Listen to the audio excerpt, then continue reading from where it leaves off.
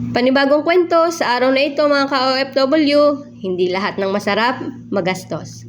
Hindi lahat ng masarap, kailangan magastos. At hindi lahat ng kulang sa mata, kulang sa halaga. May mga sandali sa buhay mo na hindi mo namamalayan kung kailan ka nagbago. Bigla mo na lang napansin na hindi ka na pala basta-basta nadadala sa kung anong uso.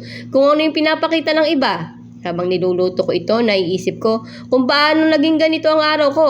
Payak, tahimik, walang masyadong ingay. Dati, parang may hinahabol ako palagi. Na parang kailangan kong patunayan na sulit ang pagod ko. Na dapat may kapalit agad ang bawat sakripisyo. Pero habang tumatagal, napagod din ako makipag-unahan. Napagod ako magkumpara. Napagod din akong ipilit ang hindi naman kailangan. Dito sa abroad, marami kang natututunan. Hindi dahil gusto mo, kundi dahil kailangan.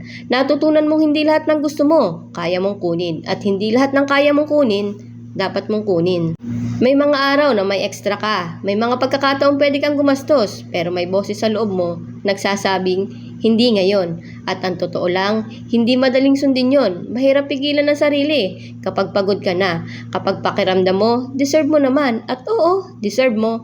Pero mas deserve mo rin ang seguridad, ang katahimikan, ang hindi kinakabahan sa mga susunod na araw. Hindi lahat ng masarap nagmumula sa sarap ng lasa. Yung iba, nagmumula sa kapayapaan ng loob. May kakaibang gaan kapag alam mong hindi ka sumobra, kapag alam mong may hangganan ka, kapag alam mong marunong kang huminto. Hindi ito kahirapan, ito ay pagpipigil, ito ay disiplina, ito ay respeto sa sarili.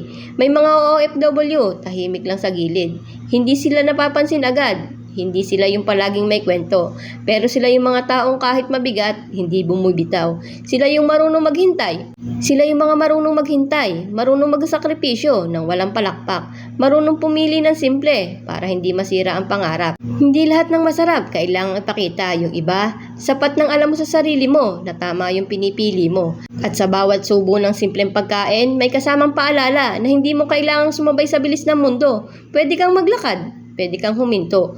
Pwede kang pumili ng dahan-dahan. May mga araw na ang pinakamalaking tagumpay ay hindi yung may nabili ka, kundi yung hindi ka bumili kahit kaya mo. Yung napigilan mo yung sarili mo. Yung pinili mong maghintay. Yung inisip mo ang bukas. Kahit pagod ka ngayon, hindi lahat ng masarap, magastos.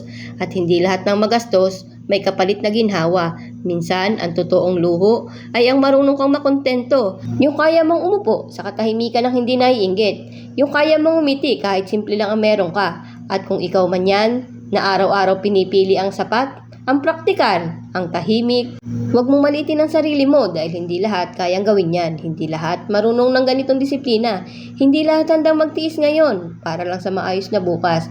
Hindi lahat ng masarap, magastos. Pero yung ganitong desisyon, mahalaga at pangmatagalan. Pang hinahalo ko ito sa kawali, naiisip ko rin na hindi lang pagkain ang pinipili natin sa buhay. Parang bawat desisyon. Kailan ka magtitiis, kung kailan ka magsasakripisyo, at kung kailan ka maghihintay. Lahat yan, parang ingredients ng sarili mong pagluluto ng buhay. Minsan, gusto mo na lang ilagay lahat ng gusto mo sa iisang plato. Pero alam mo na mas makakabuti kung isa-isa lang. Dahan-dahan, upang matapos ng maayos, upang hindi masunog, upang sa huli, kahit simple lang, ay nagiging sapat na. Hindi lahat ng masarap, magastos, at hindi lahat ng mahirap, mali. Yung kaibahan lang kung marunong kang piliin kung anong kailangan mo ngayon at kung anong pwedeng ipagpaliban. Sa bawat araw na nagluluto ka, nagpaplano ka rin para sa sarili mo. Nagbibigay respeto sa sarili mo. Natuto kang pahalagahan ang bawat sandali. At kahit hindi glamoroso, kahit walang masyadong mapapansin, may sarap sa pagiging praktikal. May saya sa pagpili ng simple. May kapayapaan sa pag-alam na hindi ka nadadala kung ano ang uso. Na hindi ka basta-basta naapektuhan sa ingay ng mundo. Minsan, gusto mo ng mas marami pero natututunan mong tumigil. Natuto kang maging makontento sa kung anong meron ka. Natuto kang mahalin ang sarili mo sa katahimikan at hindi sa gimmick. At sa simpleng ulam na ito, may aral, may lakas, may pasensya, may pagtitiis. Hindi lahat ng masarap, magastos. At hindi lahat ng magastos, masarap sa puso.